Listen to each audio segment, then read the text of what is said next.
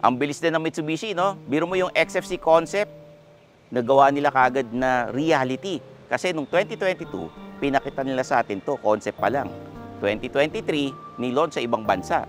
2024, dumating sa Pilipinas. At ngayong 2025, titingnan natin kung kumusta naman to pagdating sa long drive. Actually, na-drive na ng tropa namin to nung nilaunch sa Tarlac. Titingnan natin ngayon kung kumusta review. Like, subscribe. And alam nyo naman yung target natin, 500,000 subscribers before the end of the year. I'm your host, Stanley Chi, yung senpai ng Turbuhan. Let's go!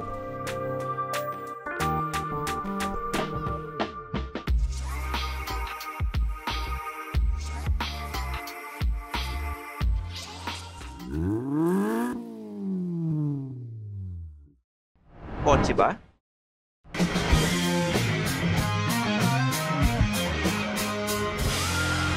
Feel kotse na.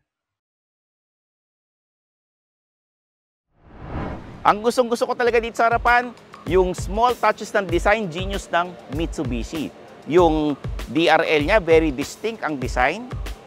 Headlights niya, di mo papansin sa, sa araw. Ito, dito sa ilalim. And yung fog lights, nasa ibaba. Talagang pag nakita niyo itong sasakyan nito, alam na alam mong X-Force kagad siya. Pagdating sa makina, isa sa mga medyo nakulangan ako. Sana merong turbo or hybrid system. Buti lang may CVT to. Siguro gusto ng Mitsubishi, takbong pogi lang. Combined fuel efficiency sa city and highway, 15 kilometers per liter. The Mitsubishi X-Force has a 1.5-liter naturally aspirated engine for both variants. It makes 105 horsepower and 141 Nm of torque paired to a CVT.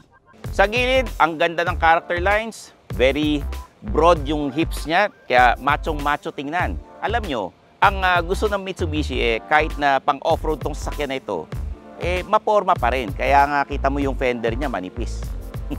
Dito sa likod, makikita nyo na naman yung small touches of design genius ng Mitsubishi. Kasi kung ano yung design niya sa harapan, halos ganun din yung nasa likod. Especially dito sa tail light. Titingnan nyo yung headlight niya. Halos magkapareho. At dahil nasa GT trim tayo, meron tong powered tailgate. Powered tailgate. Dito sa cargo, alam mo meron tayong special trick. Kita nyo to. Kung gusto nyo yung gamit nyo, medyo pantay ng dito sa likod, pwede mo iangat yan. Pero kung medyo matangkad yung lagayan ninyo, halimbawa, matangkad na balikbayan box, bababa nyo siyang ganyan. Diba? Ang galing no?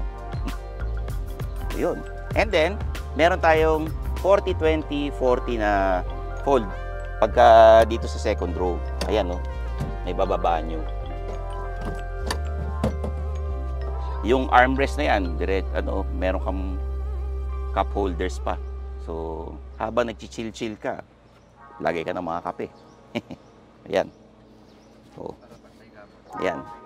Ito, pwede mo iangat yan para pantay. Maluwag.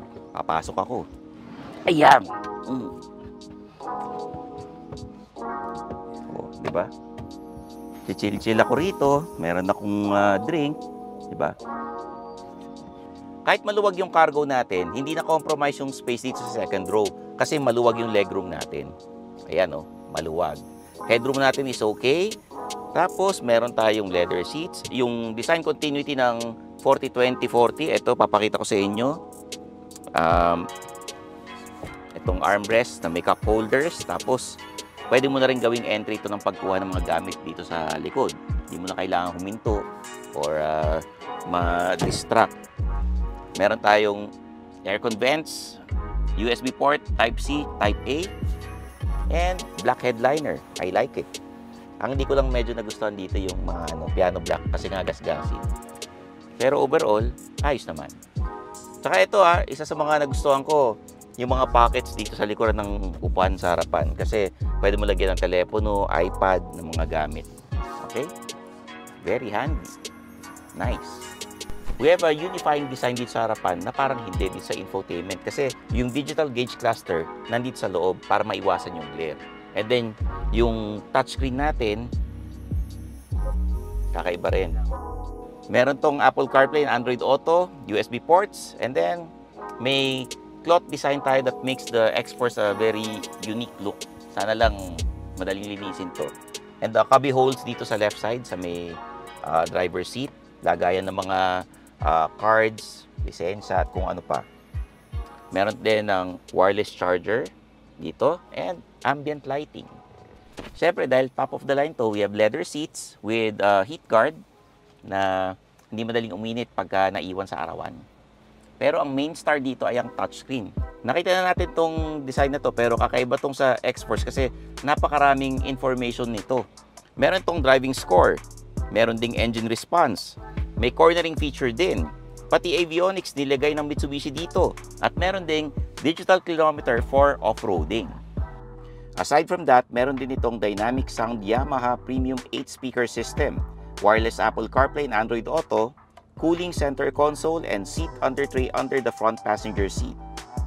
Pagdating naman sa safety and tech, the X-Force GT has front, side, and curtain airbags, rear camera, rear sensors, active stability and traction control, active yaw control, hill start assist, tire pressure monitoring system, and advanced driver assist system that includes forward collision mitigation system, lead car departure notification, adaptive cruise control, blind spot warning system, rear cross traffic alert, and automatic high beam.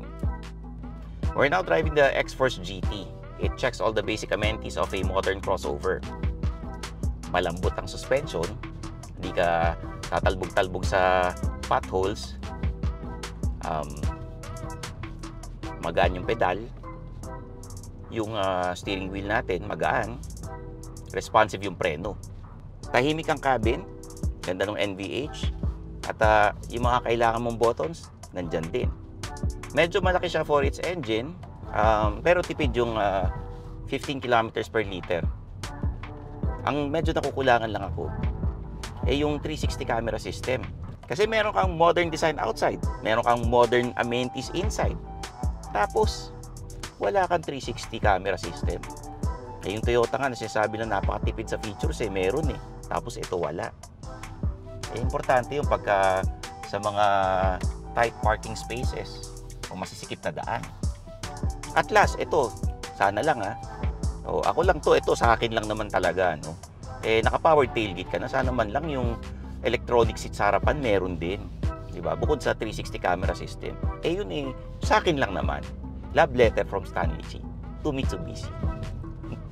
Alam nyo, gusto ko talaga magustuhan tong X-Force GT na ito. Kaya lang, nafe-feel nyo ba yung parang pag tumingin kayo ng laruan sa Green Hills, tapos nung nakita nyo yung presyo, kailangan nyong ibalik ng parang nonchalant.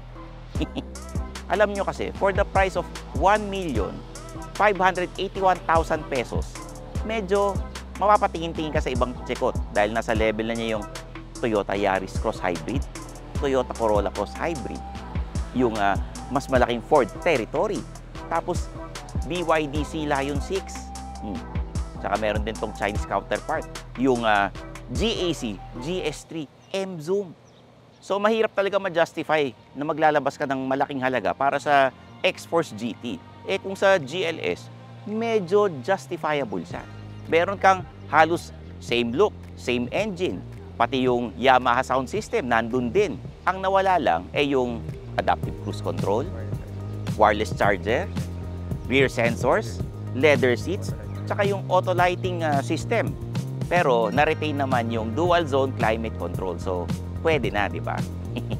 So, talagang kailangan gusto mo or patay na patay ka sa X-Force GT na to para makuha mo at ma-justify yung presyo niya, di ba? So, there you have it. I'm your host, Stanley Chi, ang yung senpai ng turbuhan na nagsasabing, basta babango, kainin mo.